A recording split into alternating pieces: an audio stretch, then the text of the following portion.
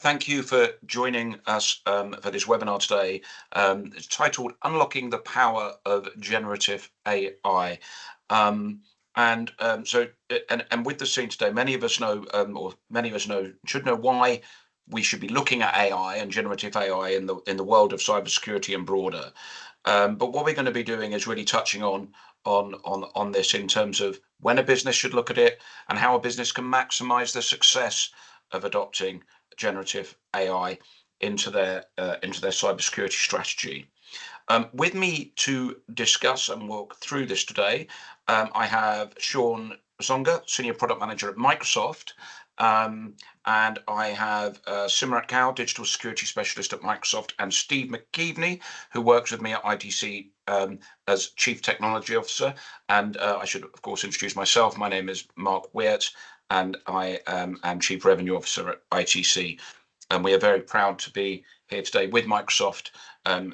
We work with as one of their premium managed partners within this space, and have been working with Copilot preview for many months now as it came into private preview and then launched in the market.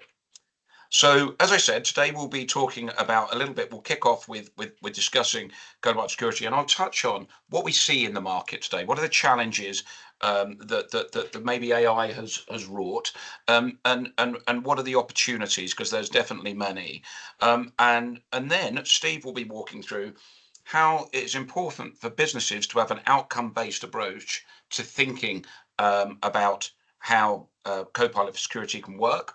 And we'll walk through the essential building blocks that a business needs to consider when making a deployment successful. Sean will then be taking us through a live demo, effectively, of what sort of Copilot security could look like for your business. And then Simrat will kind of walk through, and there's always some questions around commercially, how is it structured? What does it look? What does it cost? Now, I will say we've got a question, but there'll be question and answers at the end. There is a Q&A function. So if any of you have any questions, you can anonymously question or raise them or not, but we will address those or try to address those at the end of the presentation today. There will also be throughout there, I think there's 3 live polls. So just to make sure that you're listening and awake through the session, but we really want to try and make it interactive as we move through.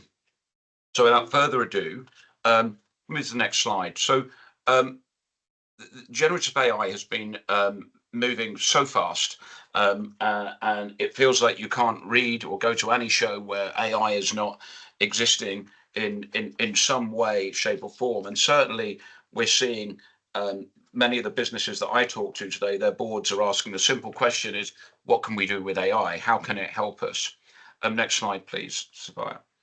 At the beginning of this year, in Davos in January, there was the World Economic Forum met together. And whilst there's a lot of opportunity with AI, undoubtedly there are some significant challenges abound. AI and its ability to generate misinformation or disinformation was seen as the second biggest risk facing our communities, our environment, our culture, next to extreme weather conditions or geopolitical unrest, and that's quite significant. And first time really that it's been ranked at that high. At the same time, what we've seen is that AI is changing the way that adversaries, and certainly state-sponsored adversaries, are looking at attacking. And I think all of us would have seen that starting to look in more advanced phishing and faking, impacting our businesses and how we have to address it. But it's made more sophisticated attacks more available for a wider community of adversaries. And this is not a problem that is just focused on one area, like government. You'll see on the table on the right, it's something that is being seen and being felt by almost every sector that operates today. And at the same time, it's not made easier by the fact that the world needs more people, experts at cybersecurity, and we've seen a 35% increase in demand for cybersecurity experts over the last year. But let's stop with the gloom and doom. Next slide, Spire.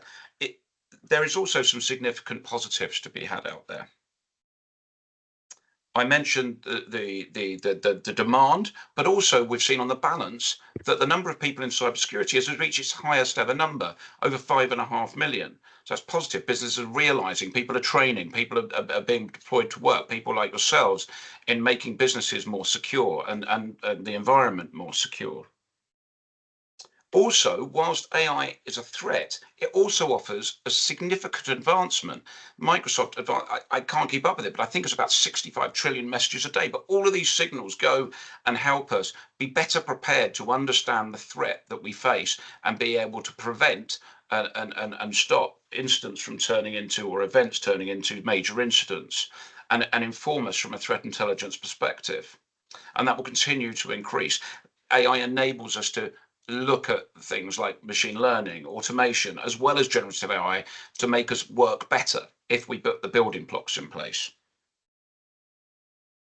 The good thing as well, as CISOs, as IT, as security leaders, it's starting to change. Businesses, almost 4 out of 10, have said that CISOs have now got buy-in from their senior leaders, their CTOs, CEOs, for development of emerging tools and technologies. That's a significant change, certainly to when I started selling in security, where it was a real fight to get budget for many cases.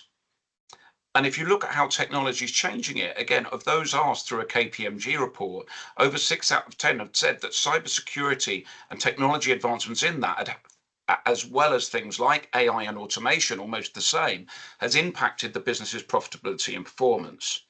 So whilst AI is a threat and we have to be aware of it, it also offers a significant opportunity. And businesses are starting to see the impact of that. Next slide, please, Brian.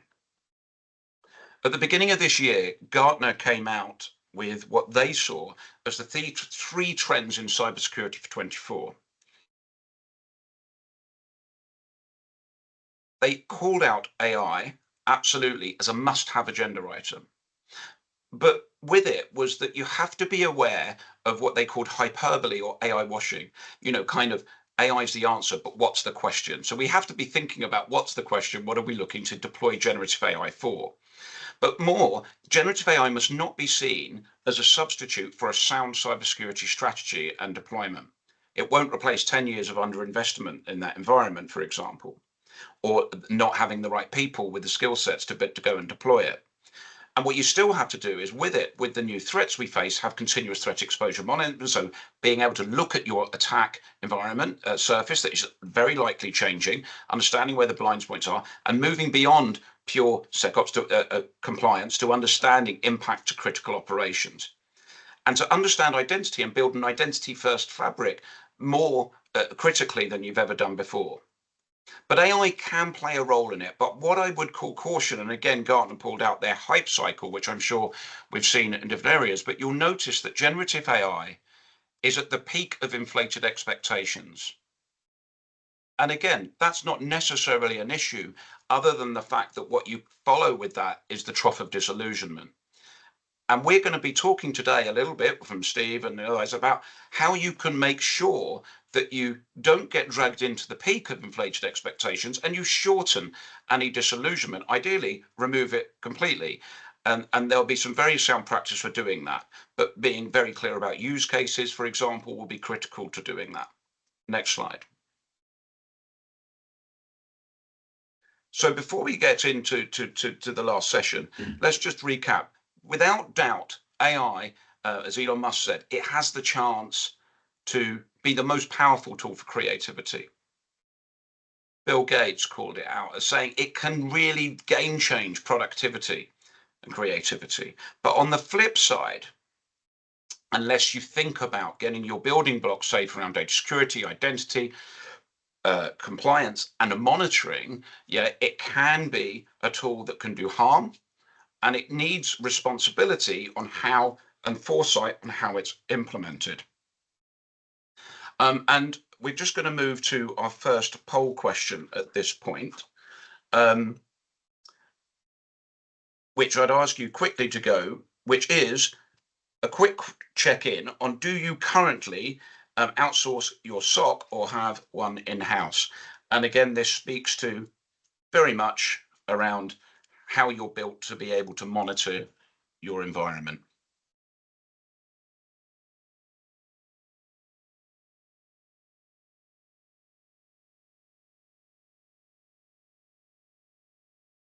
Okay, so that's very interesting. So almost through.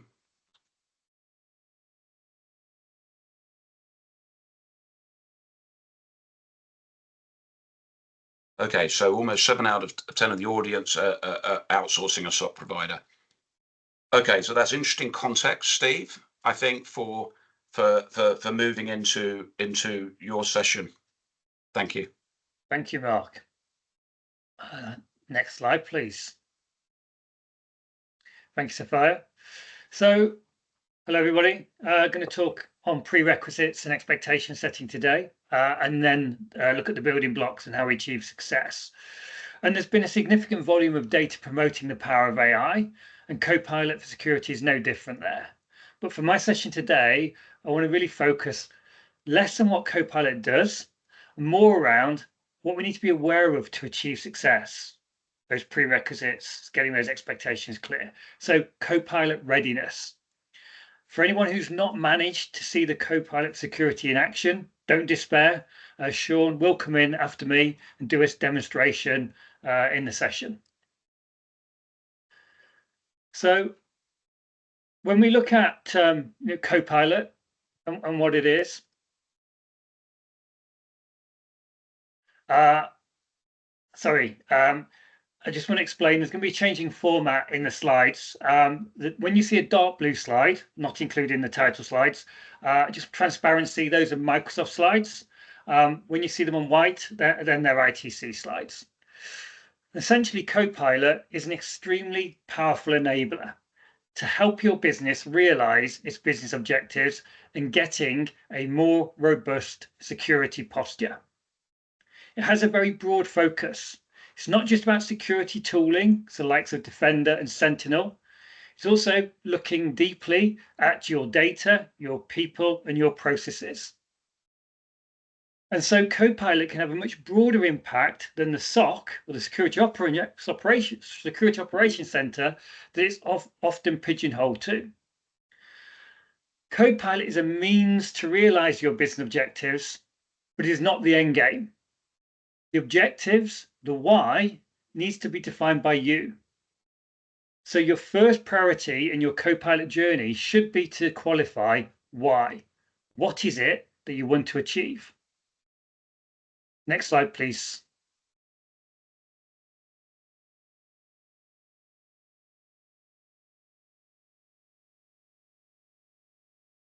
Okay, we're going to go a little lag on my presentation. Hopefully you've got the defining outcome slide.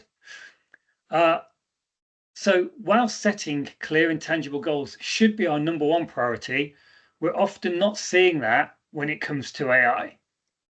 If we look at this principle of management, we can see there's two components, the outcome and the actions to achieve them. And too often with AI, the primary focus is the action, it's the technology. As Mark said, the message we often hear is AI is the answer. Now what's the challenge? What's the question? And an example of that would be the recent ChatGPT 4.0 launch, where they used a bedtime story to showcase, how great the AI was. And whilst the execution was admittedly good, does anyone really want to replace that valuable parent-child engagement of a bedtime story with an AI execution?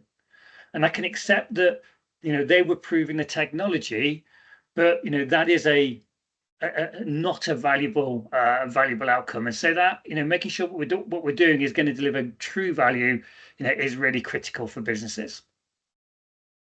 Next slide, please.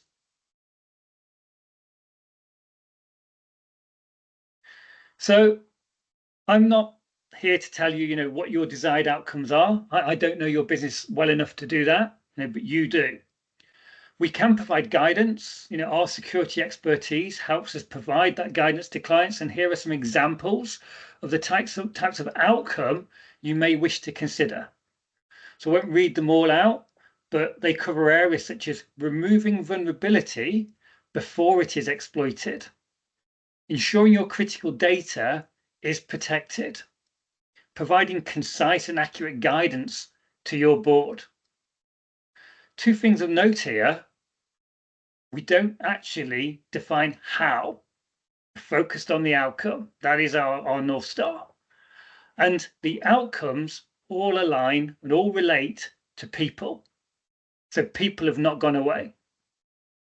Next slide, please. So recognizing that your outcomes align to people, we must realize that investing in Copilot security will not deliver the outcomes alone. People within your business or possibly external partners will have responsibilities aligned to those outcomes. And we all know how important it is to have responsibilities and to have owners. So your Copilot journey must bring together people into that equation for them to then achieve and exceed those objectives powered by Copilot. So think of it as an amplifier. If you put nothing in, you're going to get nothing out. If you put noise in, you'll get more noise out. So quality of input is a huge factor when it comes to realizing the outcomes. Next slide, please. So quite a busy slide. Don't worry, we're not going to do a deep dive into this. However, it is critical that we understand the way Copilot works so we can achieve those outcomes. Takeaway number one is that Copilot for Security is not an open AI. It has this context of plugins. And so these are the data sources that are feeding it. No plugin, no data. But not only are those plugins the data source, there is something called skill selection, which creates a relationship between the type of information you're requesting and the source it's going to find the data from. And if not built properly and executed properly, then this can fail. And an example of this is an analyst may want to query MFA status where they know the information exists in Sentinel, because the security logs from the Active Directory are brought into Sentinel. So the analyst creates a prompt to query that status, and they may even specify find it in Sentinel. However, the query fails. It's failed because Copilot doesn't look in Sentinel. It recognizes that context and uses a skill selection to point the request towards Entra. But the data does exist in Entra. So why did it fail? Well, this is our second dependency. Copilot will only provide data where the permissions of the user allow it. And in this example, the analyst doesn't have those permissions for Entra, and that might be for good business reasons. So these are the kind of things we have to have clear and understood to allow us to get the right outcomes. Now, for clarity, Microsoft is looking at optimizing the plugin skill selection mechanism and investigating options to drive the efficiency of that, where potentially taking data from multiple sources would happen, but that is still in development. The key takeaway here is really establishing service will take an expert knowledge and possibly tuning the environment. So you need to have that support in realizing those outcomes. Next slide, please.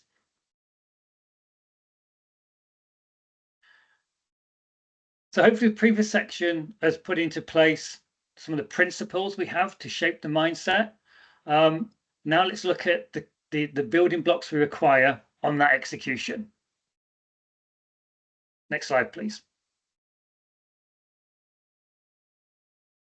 So as we said, Copilot for AI works on data sources. It has access to via the plugins. But the plugins aren't just for Microsoft. The Microsoft suite are built in by default, and there is an increasing number of third-party plugins. Those third-party plugins may be built by Microsoft, they may be built by the vendors, or they could be custom built by independent parties. So while it's great at having Copilot at the center of your security portfolio, the tail shouldn't wag the dog. It's important that you have the right security portfolio in place, whether you have Copilot or not. Copilot is an enabler, but having those key elements in place is really critical to your posture from day one. So setting out that broad, cohesive security portfolio is critical. getting those tools working together effectively so it protects the entire estate across this digitally transformed world that we all live in. Even if you're not moving to Copilot in the near future, ensuring you've got that cohesive estate, something such as extended detection response or XDR, is critical to your security posture. Copilot will not make a poor coverage good. And with all modern systems, we need to be secure by design. And we can have a level of trust in what's built from Microsoft and built by the vendors in that, but particularly when we're looking at custom plugins, it'll be down to us to ensure that the diligence is there and that we have the security of that tooling to interconnect those systems. Next slide, please. So thinking about our postures and controls and what we need to get in place to be ready for Copilot, it's important that we do have that secure system, that securely defined environment. And security isn't the only concern. We also want to make sure that we can effectively manage the output of Copilot and having a robust environment in place. So having the right controls in areas like MFA, in conditional access, cutting down on the noise of the environment will help us ensure that Copilot can be as effective as possible, whilst also protecting the business. If permissions have been expanded, allowing those analysts to see areas where they wouldn't typically see, then we have to think about the control and monitoring of the access so it's limited to just the areas that we want, and that expanding of that control doesn't create unnecessary risk. And we have to treat Copilot with respect. It is a valuable yet finite resource. It costs the business money to use, and therefore we have to use it wisely. So, plugins will support the ask, but if we ask badly, then the danger is we get a failed response, and that response still costs us money. So getting the right controls, getting the right permissions, having the right prompts and skill set is a key to get the right answer first time. And we should also challenge ourselves, is this particular ask the best use of Copilot? If we've got a highly repetitive query, then potentially there may be a more cost-effective way to get that response and not burden the Copilot resource. Next slide, please. So we must realize that an investment in AI is an investment in people. It is not replacement of them. Not only are people a key element in realizing the objectives we're addressing, but we will create a new set of skills requirements to support the business as we move along. So things like that prompt engineering to optimize the service. And so investing in those new skills is critical.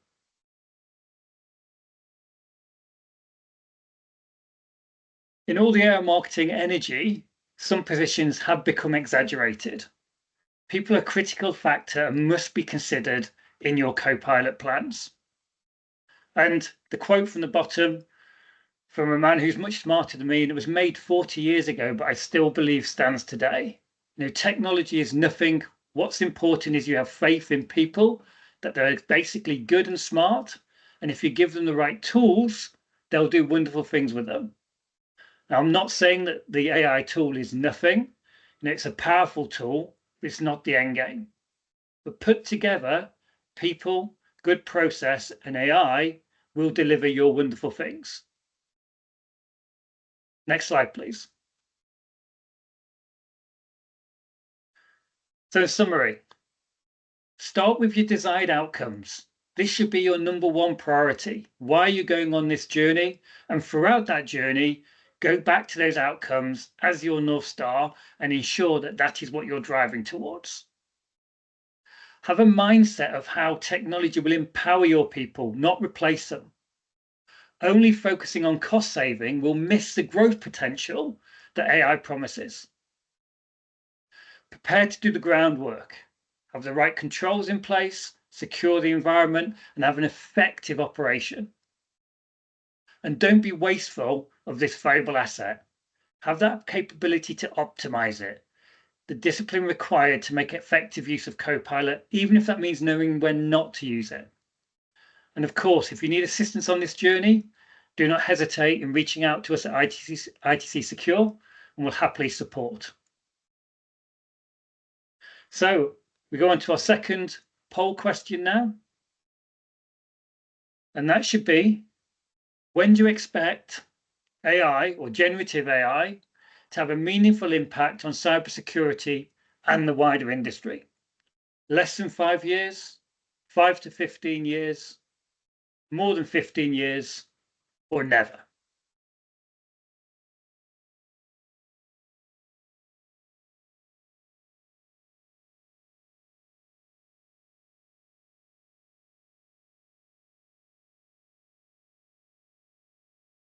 And Sophia, when the poll is in, can you let me know? Because the last time I didn't spot the result. We have 91% saying less than 5 years and 9% saying 5 to 15 years. Excellent, excellent. Well, thank you. And just a bit of food for thought on that. If you go to the next slide, Sophia, is obviously none of us have a crystal ball. We don't know the answer to that. But if we look back and we look at the trends of those industrial revolutions through time and recognize this is our 5th industrial revolution, then that would suggest that we're still in the early cycle. That 5 years is probably realistic, but we're still in the early cycle of this journey. And, you know, it will evolve as we advance. I'd just like to now hand over to Sean. Great. Thanks so much for that, Steve. I think great presentation and a good introduction as to what Copilot for security is and other elements in terms of how it should operate. So thanks for that. Hello, everyone. My name is Sean Wasonga, and I'm a senior product manager with Microsoft. And I am from the Copilot for security engineering team. And nice to meet you all. And I have the pleasure of taking you through today's demo of Copilot for security. Now, the first thing I would like to state, right, when you think about Copilot for security, it's an ecosystem, right? So what does that mean? If you could have seen the slides shared by Steve, he showed that we integrate with different products, whether it's first party, whether it's third party. And what does this mean?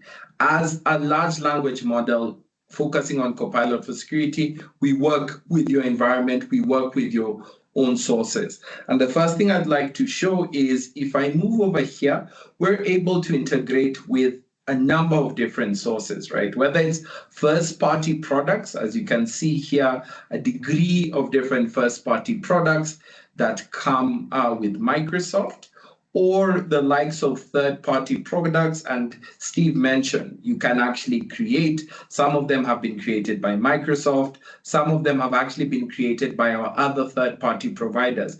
And this is a pivotal element to understand how Copilot for security works, right? We need to integrate with your sources to be able to give you responses associated with your data. Now, how does this essentially work? To do that, I'm going to show you by running a couple of prompts. The first one that I have, I'll run is a prompt stating, who am I? The next one will be focusing on a question where I'd ask Security Copilot to share with me the latest threat articles. And the last one is more of a scenario where I am basically a security practitioner, and I would want somebody to give me context around the security awareness trainings that's outlined for employees covering phishing, password management, and safe internet practices. Now, why am I showing you this? This is to give you visibility as to how the tool operates, right? Now, if you see the first question where I asked it around who am I, it's not that I have any challenges from identity perspective. It's to show you how the product works, right? Remember, Steve talked about the ability of it being able to integrate with different data sources. And through these data sources, we're able to get assess different skills to access our data. Now, I am using an anonymized demo environment, and in this environment, my name is Noah Arvelo, but you can see it's gone towards our Microsoft Entra, which was Azure AD, and it's able to pick up information associated with that, right? So my name, my user principal name, my title, business, mobile phone, etc. The next one was more of a specific question where I could be a threat intelligence practitioner, and I would like to know what are the latest threat articles that have been published. In this case, you see it goes towards Microsoft Defender Threat Intelligence, picks up information from there, and gives me a consolidated response of articles that have been published that could be referenced to me. You see, we have others that have been published as of today, right? So these are some of the capabilities you can actually use. Last but not least, I asked it a question for it to create a security awareness training outlined for employees that covers phishing, password management, and safe internet practices.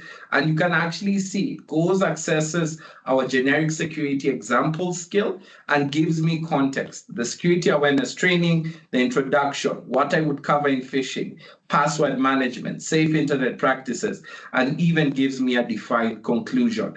That basically gives you visibility in terms of the how. How would you be able to use Copilot for security in a more generic manner, right? Now, switching gears, let's go towards a more specific scenario. And in this case, just to set the stage, I am taking the persona of a CISO in my organization.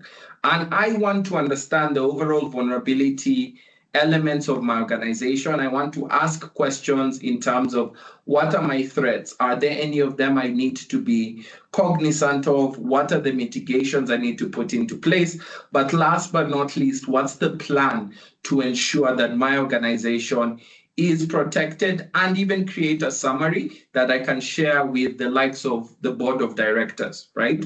So just to show you how that works, the first thing I will do is basically put in a question, right? So in this case, I'm going to say I am a CISO and I need to understand how my organization is performing.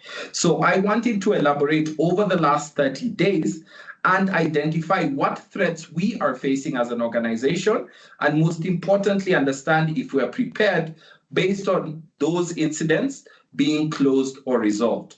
So to do that, I will start the specific prompt, and what it does is it kickstarts the investigation point, right? So in this case, my assumption, it would go towards my organization data, in this case, Microsoft 365 Defender, and starts to give me an overview of incidents over the last 30 days, right? So it says, here are some of the key findings, right?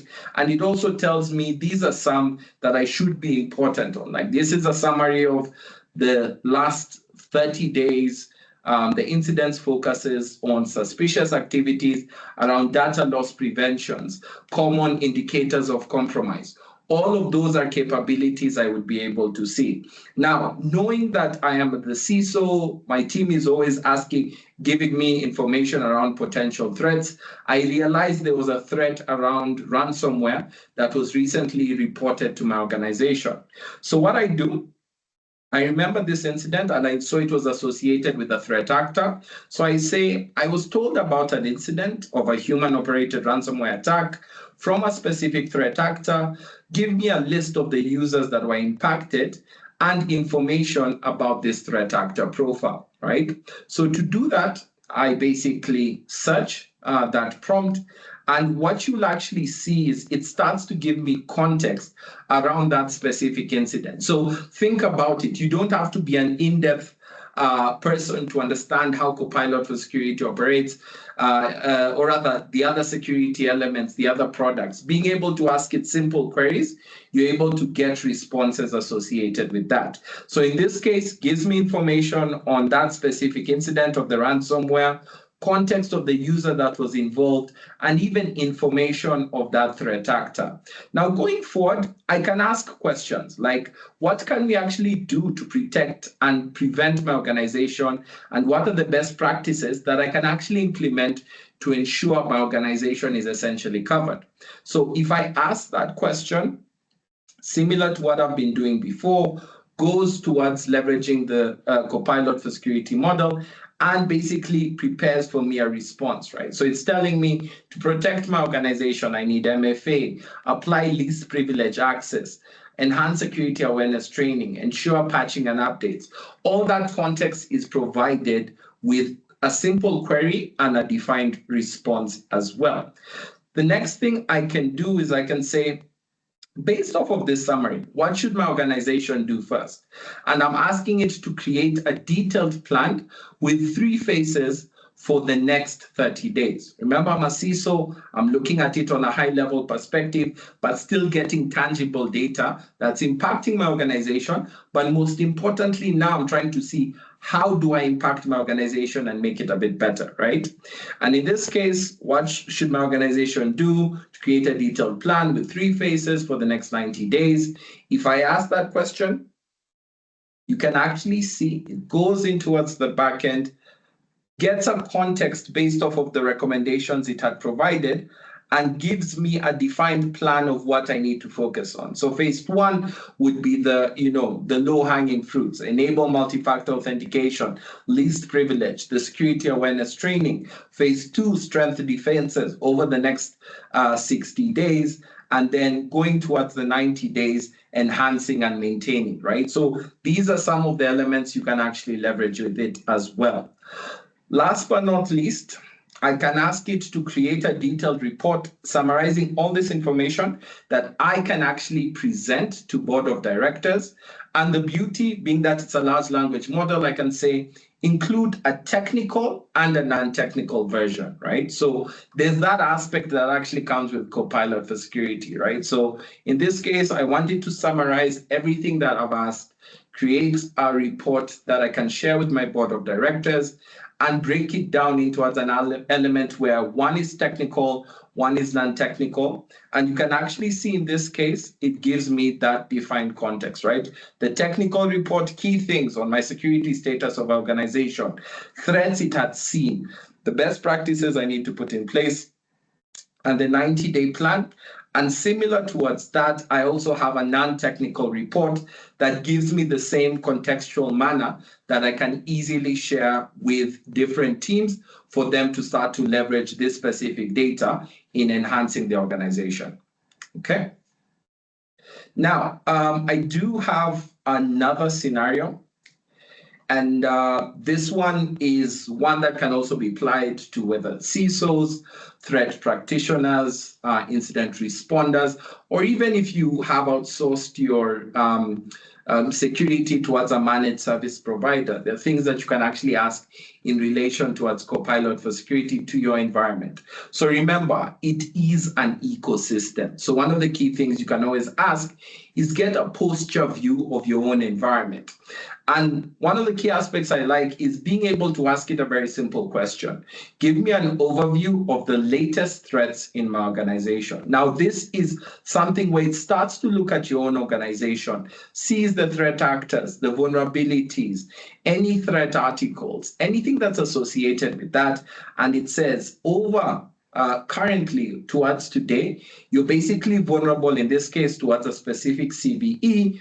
And it actually tells you the reason you're vulnerable is because you have 44 misconfigured devices that you should be aware of.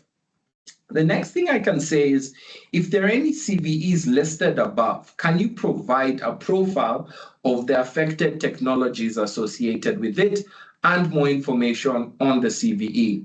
As you can see, in 44 seconds, it's able to go, give me context around the CVE, information associated with that, even going towards telling me that Microsoft Defender Antivirus detects the specific threat components associated with the malware and the CVE in these following manners, and gives me that context. The beauty that comes with Copilot for Security is the ability to ask it for recommendations to improve your operations and basically protect your organization. And in this case, I say, what recommendations do I have to put in place in regards to the vulnerabilities? And you can actually see a very detailed overview of everything that has been identified, right? Whether it's the CVE, the mitigations associated with it, There are informations around file transfers, network protection. All of those elements are provided in a very specific manner that you can actually action across your organization. And last but not least, which is a key functionality of Copilot for Security, is the reporting bit, right? So being able to summarize what you have done, call it a daily threat exposure report with the current date, and actually tells you to summarize everything and give you a report for a technical audience. And you can see in this case, it captures the heading of the daily threat exposure, gives you the latest threats it's seen in your organization, if there are CVEs associated, any mitigation steps that you would need to apply, and a defined conclusion, right? So these are some of the elements in terms of how we think you would be able to use Copilot for Security in a very detailed manner to improve your overall day-to-day engagement in regards to your security environment. Now, with that, I'd like to push it over towards Sigrat. I know she was going to take us through information on SEUs. Great. Thanks, Sean, and thanks, team. Very insightful points touched upon there. Hello, everyone. My name is Simrat Kaur. I am security specialist here at Microsoft, and I will be taking you through the commercial side of Copilot for Security and how you can get started with it. So if we can move to the next slide, please, Sophia.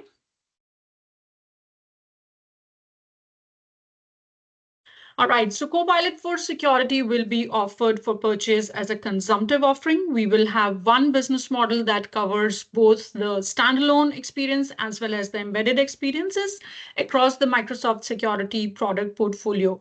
Now, the barrier to entry for Copilot for Security is very low. You can easily get started with no upfront costs. All you need is to provision an SCU to run all your Copilot for Security workloads. Now, SCU or security compute unit is nothing but the unit of measure of computing power required to run Copilot for Security workloads.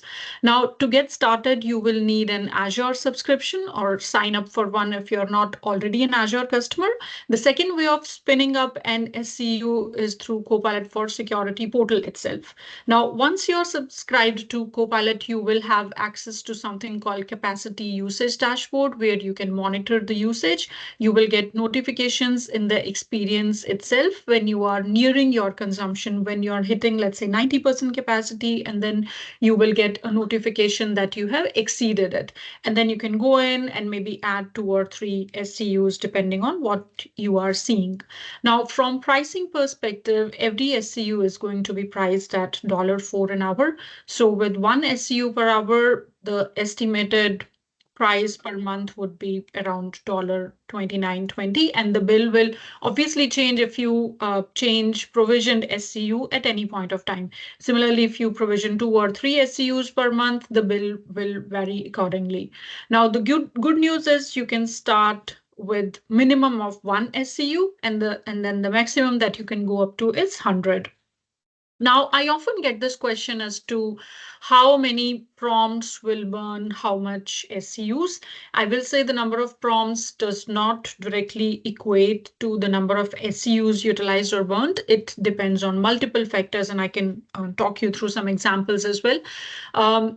You will notice that different prompts utilize SCUs differently. Now, the total number of SCU that is used by a single prompt depends on the combination of the prompt, the required data, and the response required. For example, if you're using a really long prompt and multiple prompts to ask it the same information, your SCU usage would be higher.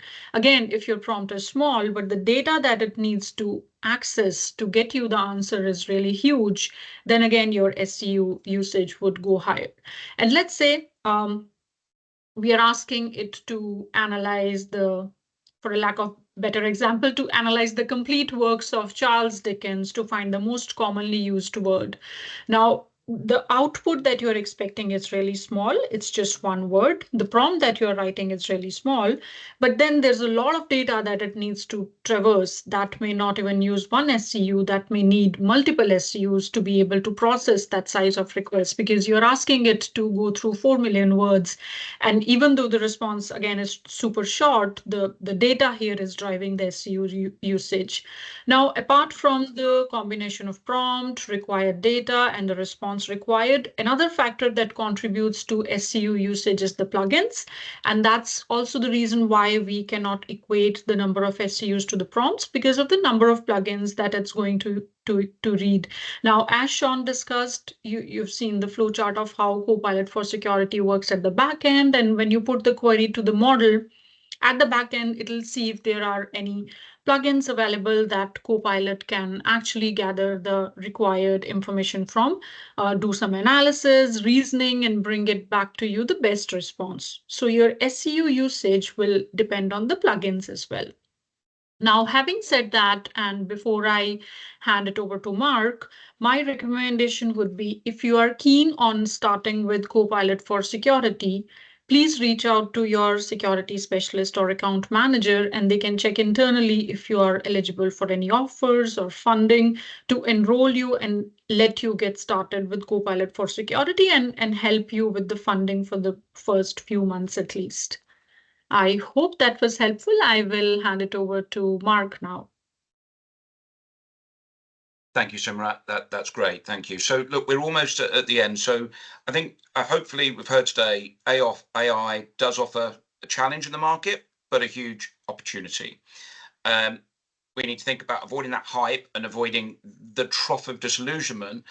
But when 90% of you believe it will be a critical component of our cyber defenses, we do have to think and understand how best to deploy it to get the best response. And they're looking at things, as Steve mentioned, think it's an enabler of our workforce. It amplifies our people. It doesn't replace them. We have to be clear on the use cases, the outcome that we're looking to achieve, and we must be secure by design and build it with the relevant controls. And lastly, and Simrat touched on, it's a great tool, but as with anything, think about what you're asking it, think about the prompts, think about how you structure it to manage any resulting cost. But all of that can be done. And in the second poll, 60% of you, or the first poll, 60% of you have an outsourced SOC. So it adds another thought about how it can be worked in tandem with that, and maybe a topic for another webinar. Sean showed you some fantastic use cases, and I think we'll pick up on one of the questions. But again, in terms of how Copilot can be used to derive certain answers. But again, it's very with anything, and some of the answers be going on, and we'll touch on it in a second. You must be specific in how you ask those questions, and we'll touch on that. So I think with that in mind.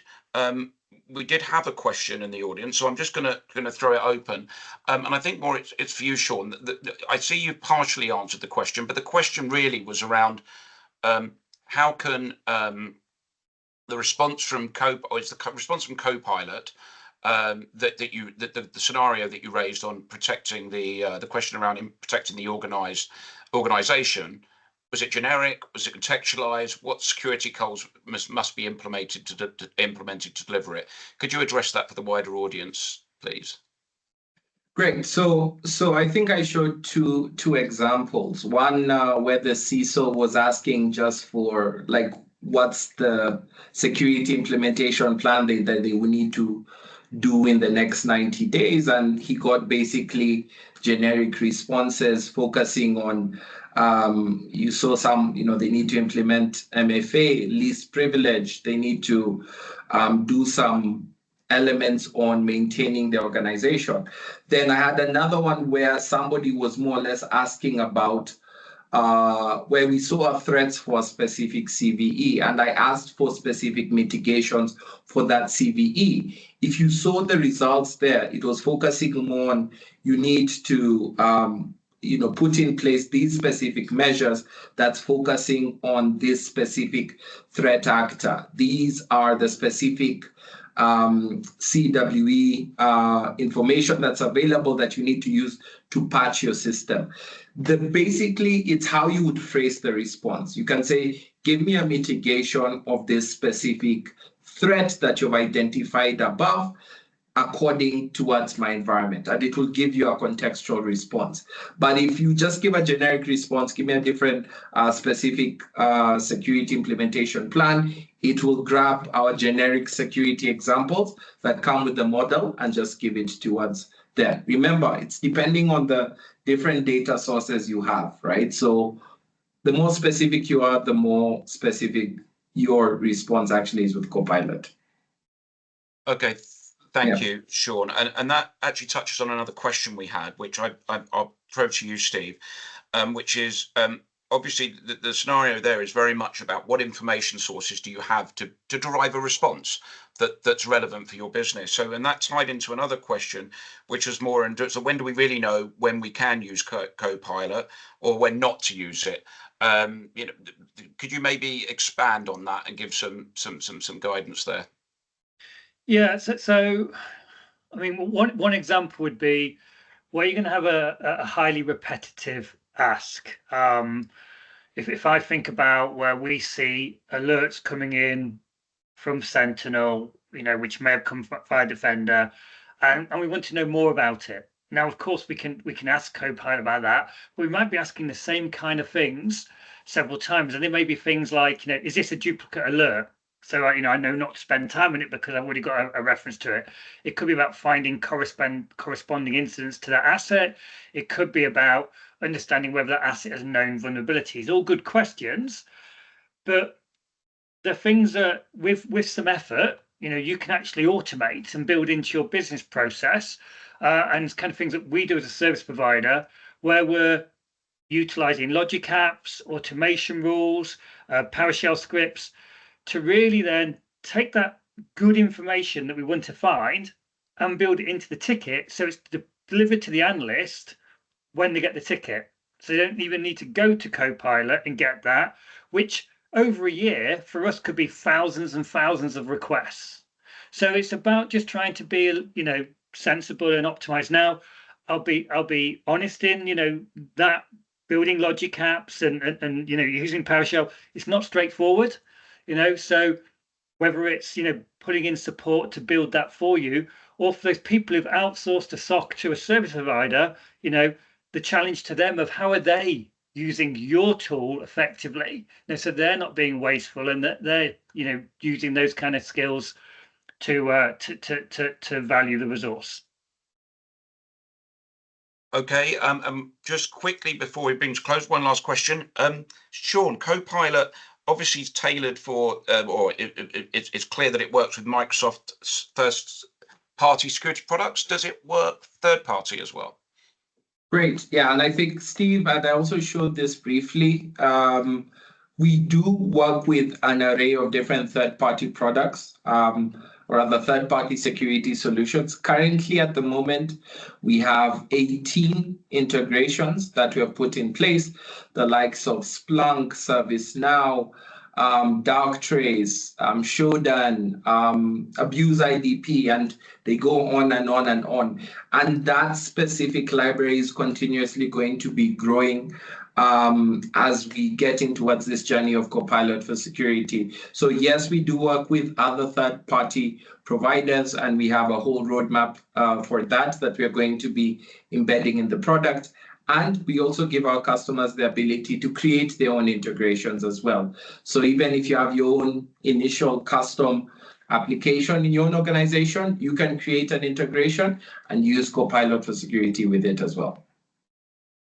Brilliant. Okay, thank you. So I'm going to throw this back. So hopefully we've addressed, 1 second. We just have one last question, which I will throw, just come in. So is Copilot part of V5 or still consumption-based? Simrat, do you want to? Yes, it is. It is part of, it is consumption-based. Okay, so quickly we'll move to the third and last poll question. And Spire, if you can bring that up. And one of the things we do understand is there is a lot there's a lot of opportunity, but sometimes the challenge is, how can I do it? How can I accelerate it? How can I deploy it with all those controls and get there? So the question really is, do you think you can benefit from a readiness assessment to understand where and how to get started or accelerated on your Copilot journey?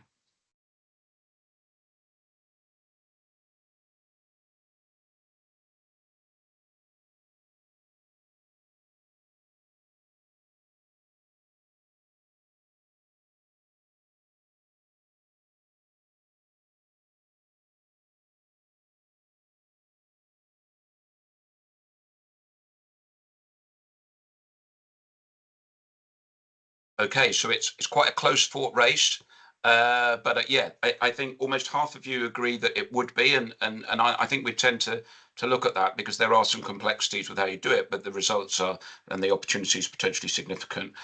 So almost half, almost exactly half, said yes, that would be helpful, whilst almost a third are still thinking about it. And less than a quarter were no, we're good. So interesting. Thank you for filling that in. Okay, so couple of things before we bring the to an end. We will just send you an email directly, just asking you to complete a feedback form. It really takes less than a minute, and it just enables us basically to tailor these things like time, length of time, content, to make sure that we make this as rewarding for you when you take your time out of the day to join it. Sophia has posted a link in the chat for you, but as I said, we will follow up by email as well. And just lastly, a couple of dates for the diary.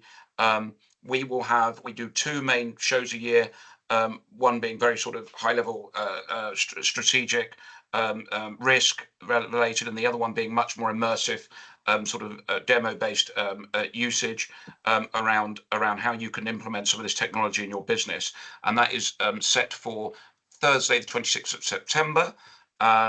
Places are limited on that. It's quite an immersive experience, and so again, if you want, there will be you can do that through social media, through LinkedIn, but we'll also send a link via the feedback form.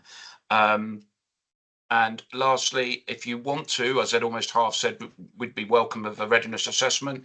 Again, we welcome you to schedule a one-to-one session with us. So other than that, thank you very much. Nearly all of you stayed for the whole hour, so I hope you found that useful. And again, any feedback on it would be gratefully received.